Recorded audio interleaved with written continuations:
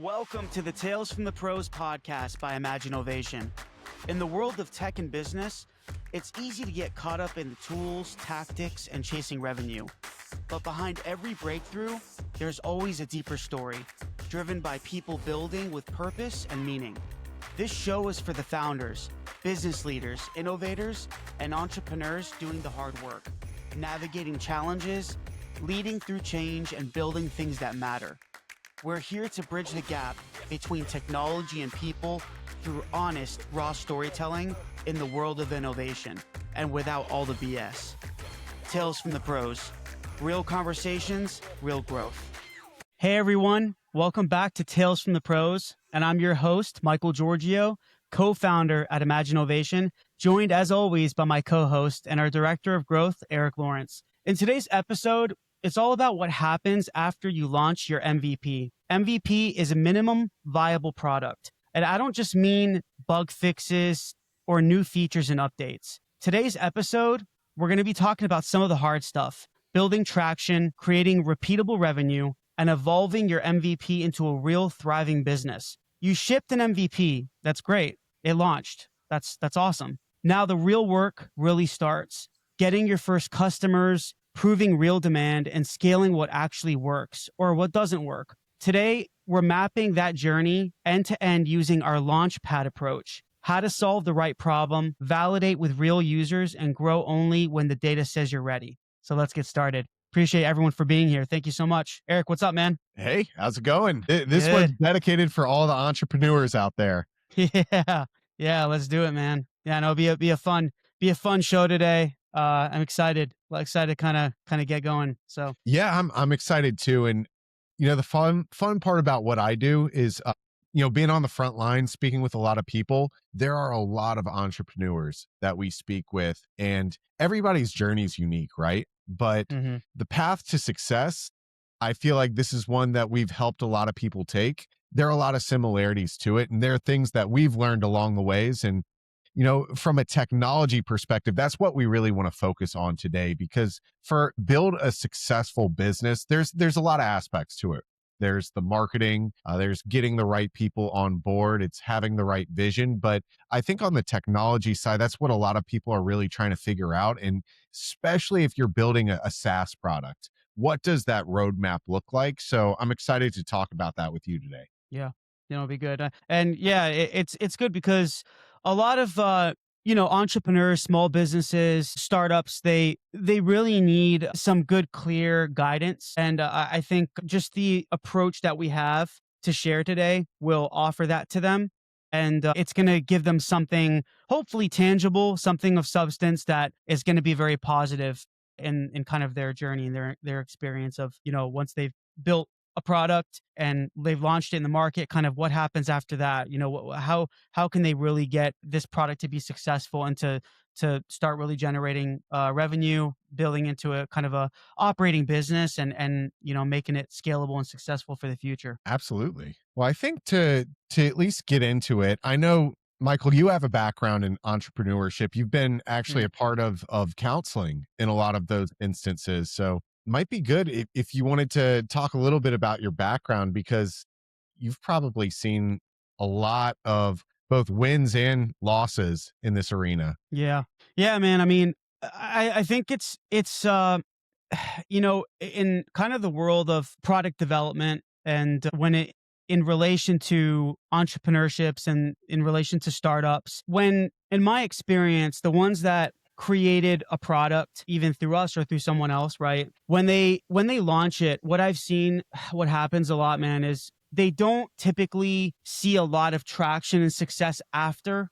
the launch of that minimum viable product. And I think that's where it gets really tough. Sometimes the initial build of it and the launch of it is not the hardest part. It's actually growing it, scaling it, improving, innovating it, kind of like it's like, in a sense, it's building a business. It's the same thing, right? Because the app or the software product, that the digital product that that was launched, it's basically your business, right? It's your technology that you're getting to a certain target audience. You're trying to provide value. You're trying to solve problems and challenges and pain points to that audience, but it's not always that easy, right? There's a I think a very clear path for success that we've seen at our company that can really help and guide people to have true kind of product fulfillment, which therefore is going to help their customers, help their audience see positive impact from the products that they're launching out there in the marketplace. And there's a lot of steps to that. So I think today,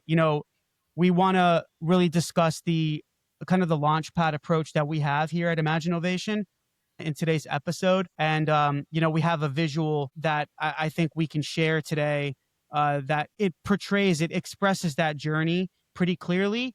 And hopefully it provides value to all of you out there.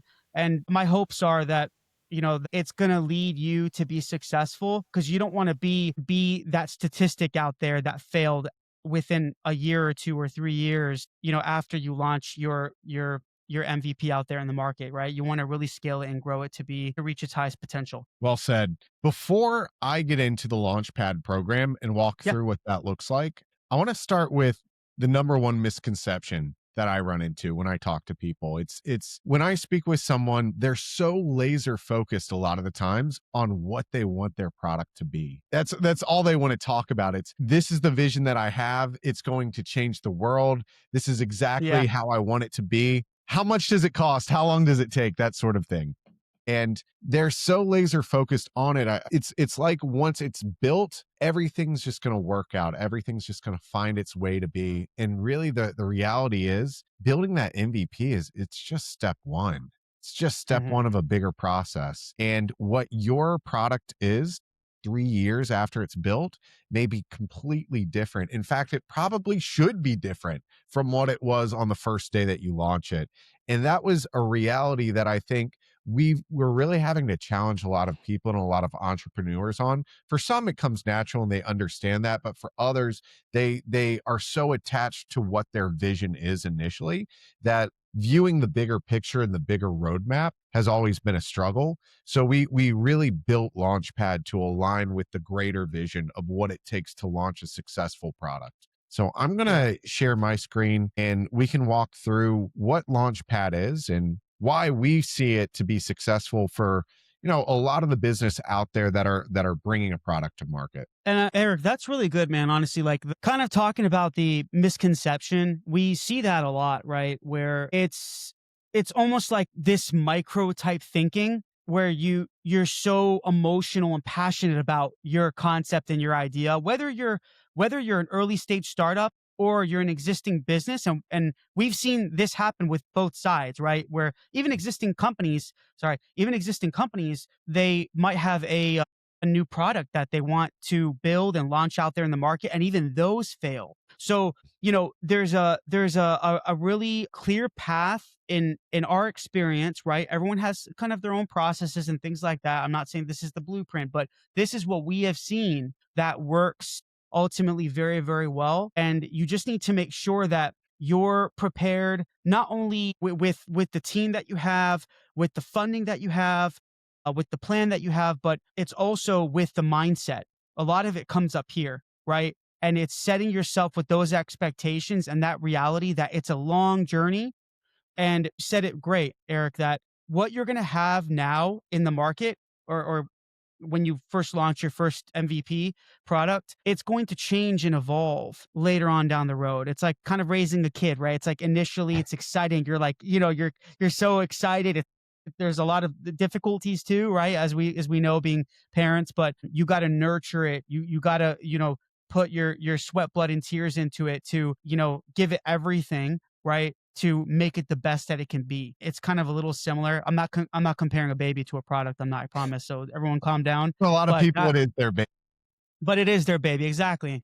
I mean, this business has been our baby, so it's kind of no different. But yeah, we can go ahead and kind of get started on this reviewing this process here that I think will really help people. Yeah, and to start with phase one, launching the MVP, this is what a lot of people are so keyed in on, which is getting their idea out there.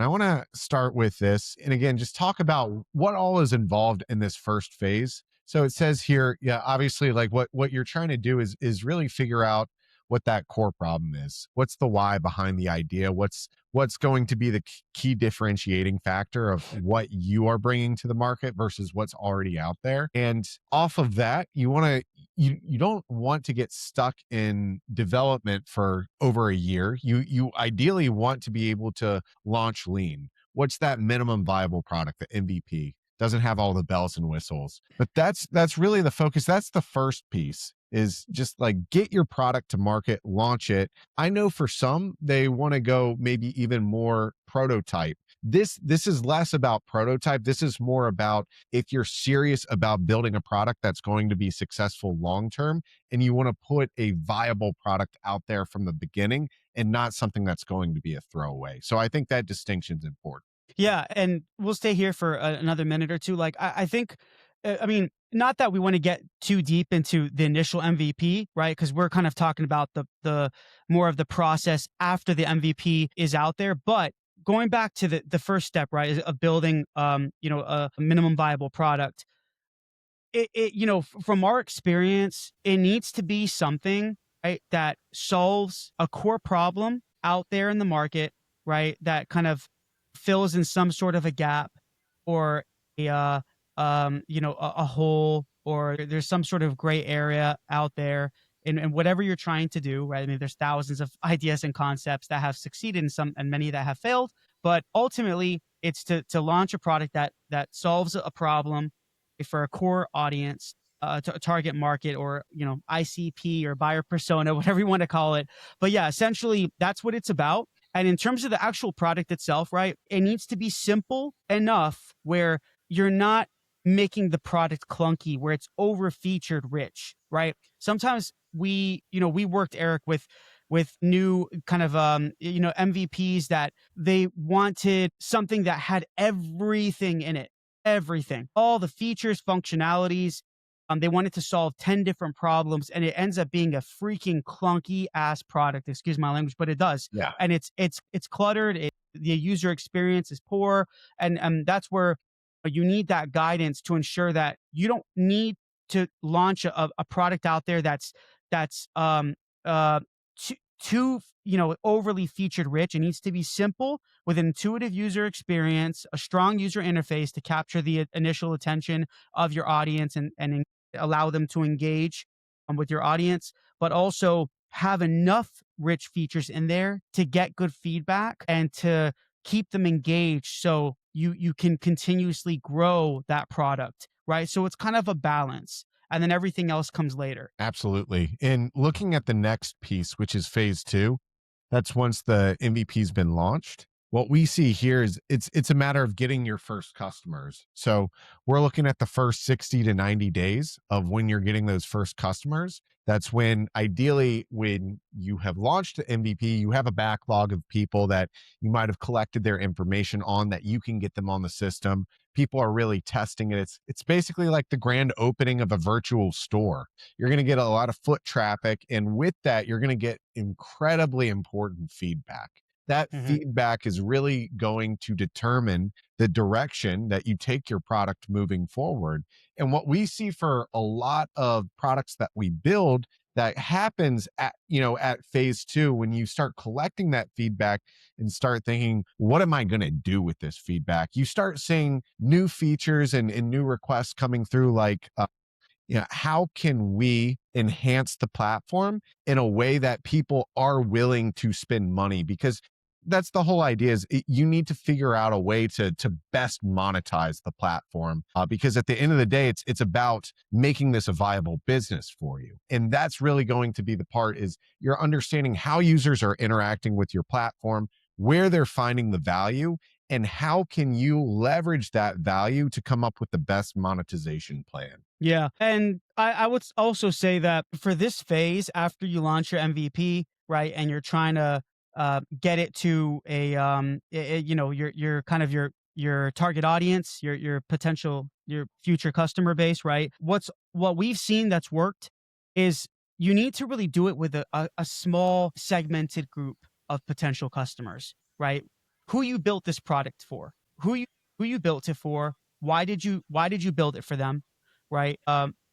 What value is being received, you know, what value your product is giving to them, what outcomes are your potential customers going to receive from this product. And it needs to be with a small group of people. You don't need to launch your product with thousands of people if that your audience is that big. Hey, I mean, we've built stuff for influencers and stuff where they'll launch it so quickly. Eric, I had one case years ago where we did this for a fitness influencer, and it was a really great product. I can't say the name, but it was an awesome fitness product that we built. And she was an influencer, and she launched it to, like, I mean, I don't even, I mean, she had probably over 100,000 followers, easily 150,000 followers on Facebook and Instagram. And we were telling her, we're like, listen, you know, we were begging you, just try to launch it to a small core group of people so we can iterate upon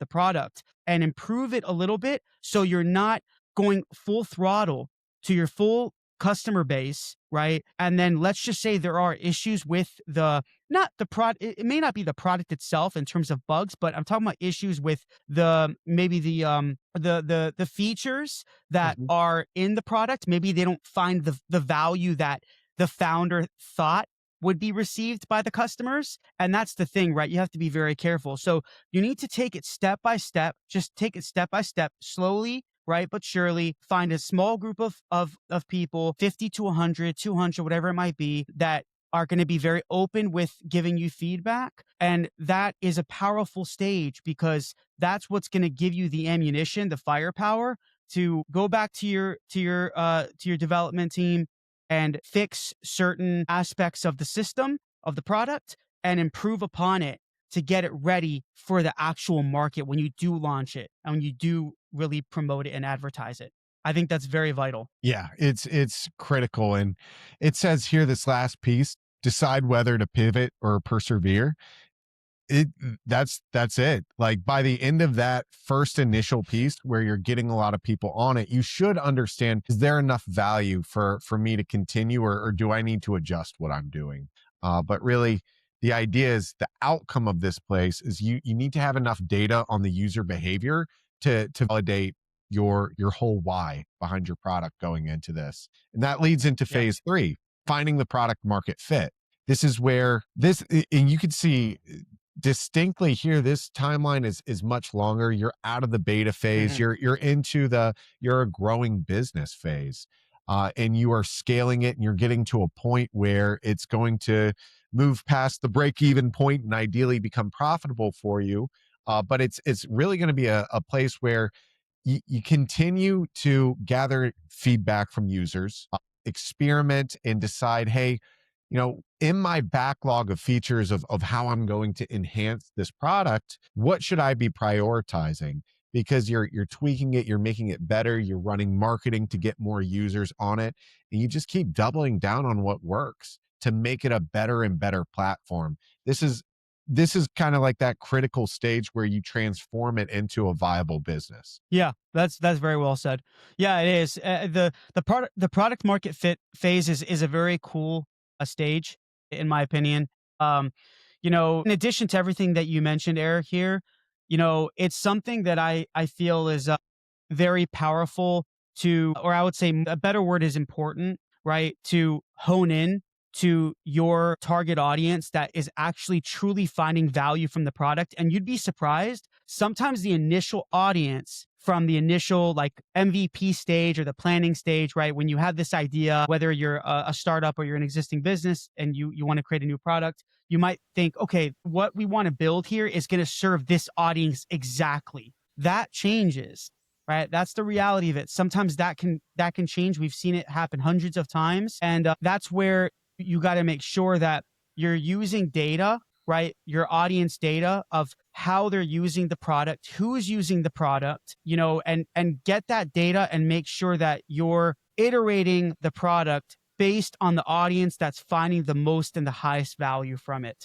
And that's what's going to allow the app, let's just say the mobile app, for example, that's what's going to allow the mobile app or the web app to really serve a higher purpose and be ultimately successful. This is the stage that's very critical, where if you can't get past this stage, there's a high chance of failure, because you might even have to redo the whole concept. So you got to be very careful of who the app is targeting, and how it's resonating with that audience, and how they're finding value from that product and the outcomes that they're receiving from it. And that's what is, I think, very critical in this stage. Yeah.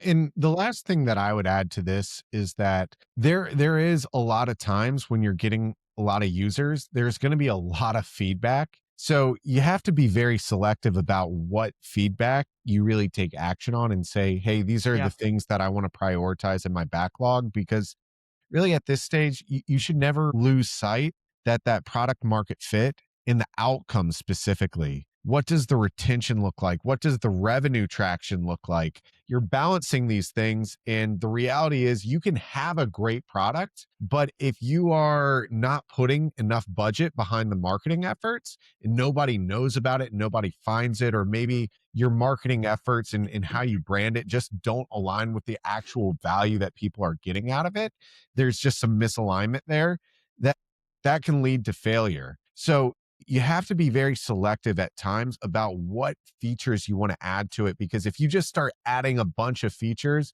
and spending a lot of time and money trying to jump from new feature to new feature without getting any outcomes, that's when you kind of burn through things a little bit faster. So for today, we're not talking about the marketing. This is more about the technology fit, but I'm bringing this up because from the technology Mhm. side, for a lot of people we work with, they get a lot of feedback. So it's critical to really prioritize what enhancements you want to make at this point, and don't try to overload yourself on ways to change the product. Yeah, and to add to that, Eric, it's also, I think it's critical to understand that sometimes during this stage, I mean, it's hard to say this, but like sometimes during this stage, what we've seen is when an initial MVP, well, I'll backtrack just a little bit, but when the initial MVP was built and was launched, and then you kind of have your core group of customers testing and validating the product, right, getting it ready for the market. Sometimes in between the get your first customer stage to the find a product market fit, sometimes it requires a rebuild potentially. We've seen that. And I know it's a harsh reality, because you're like, man, you're telling me I have to sometimes rebuild it. It happens all the time. It happens all the time. And you got to think of it. That's the initial MVP could sometimes be different than when you're at the product market fit stage. Because when you're building an MVP initially, right, that's more simple. Um, your target audience who you're trying to provide value to in the marketplace could ultimately change, which we talked about earlier. And when you're in this stage, sometimes you need to either, I'm not saying it requires a full rebuild all the time. That's not true, but sometimes it does. And sometimes it can require is just like a refactor of the front end of the product, where the design and the user experience might need to be kind of drastically enhanced and even changed to make sure that it's going to be ready for market, because now you have more data, right? You have an understanding of who the audience is and how they're finding value and what it's actually providing to them. And that's what's also going to allow you to really start generating some real money, some real revenue, to allow you to grow and scale your business. Yep.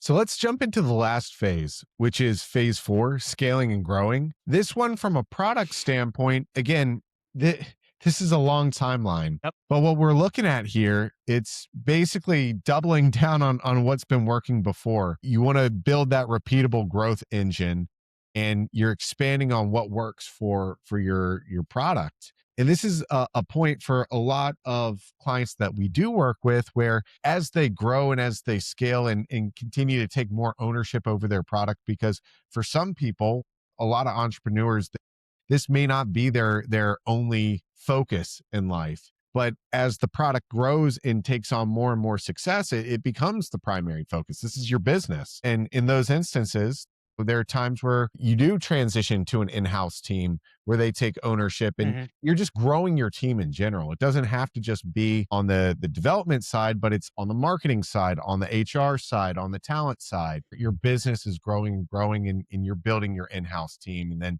at the end of the day, it's just about outcome. You're continuing to grow the business and continuing to build just a product that delights your users. Yeah. And it's a great phase to be in because in this phase, right, you're kind of in this part of the journey where you are generating revenue, you're making money, and you're hiring some of your own people, and you're going to be investing a lot of that back into the product to continuously grow it, right, and nurture it and enhance it, improve it.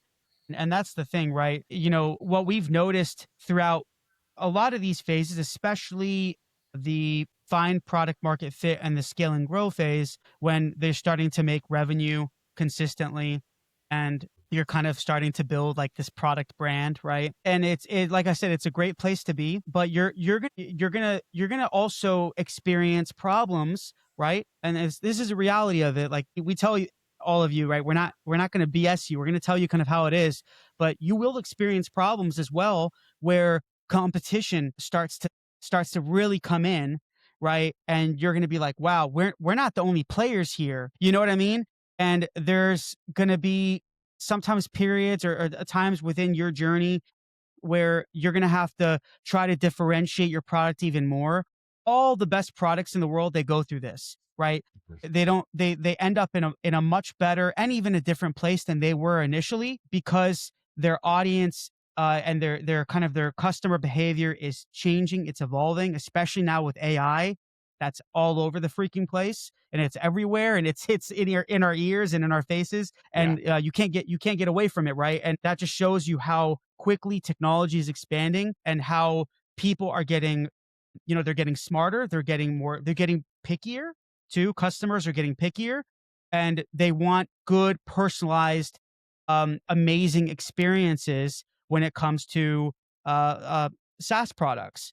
So that's why you gotta make sure that you're competitive in the market to ensure that your product is remarkable. It's the best out there, and that's how you're gonna really make it, right? It's a long process. It's a journey, and it requires patience. It requires perseverance. It requires sometimes where you feel you might even have failed, but you just keep bouncing back up again. You just keep going.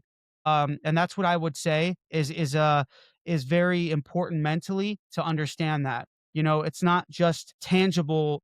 It's not just the tangible product that you see in front of you that you're playing with on your phone or on your computer. It's kind of, it's making sure that you're building something greater and you're innovating it and you're pouring everything into it to allow it to become the best that it can be. Just like we all try to work on ourselves to become the best that we can be, right? It's the same with what we're trying to build out here in the world. So that's kind of that's my final take on kind of that process. That's good. That's good. And really those were the four phases of what we see out of Launchpad. So hopefully that's going to provide you, the listener, with some advice on, from a technical standpoint, what sort of roadmap should you be looking at when it comes to building a successful product? And speaking of successful products, Eric, might be a good time to kind of shout out our Tales from the Pro sponsor. Yeah, that would be Magic Task. I would say we are probably in phase 3 of Magic Task at this stage, where we've found a product market fit and it is growing successfully. But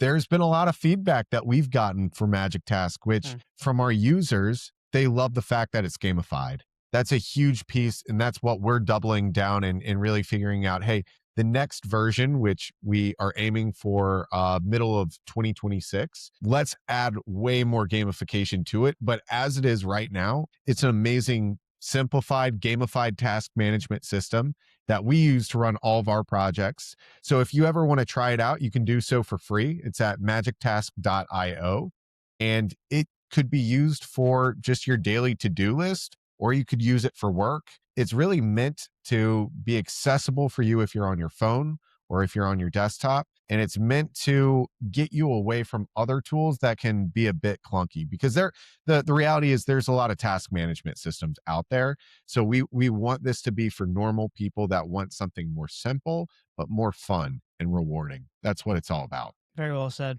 Yeah, cool. Thanks, Eric. Yeah, today's been great. Yeah, I think this is a really great episode. I think we're really passionate about, and I hope all of you have found some value from this. And obviously, there's a lot more information.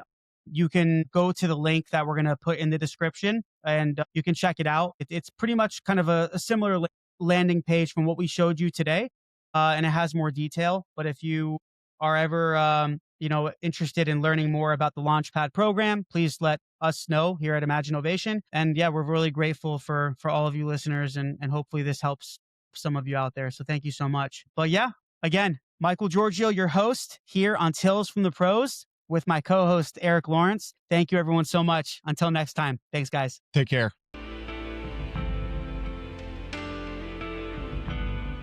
Please subscribe to our YouTube page and also follow our social media. There are links somewhere around here. But we really appreciate it, guys. Thanks for all the support. And I'm going to be giving you awesome content continuously. And we look forward to seeing you soon.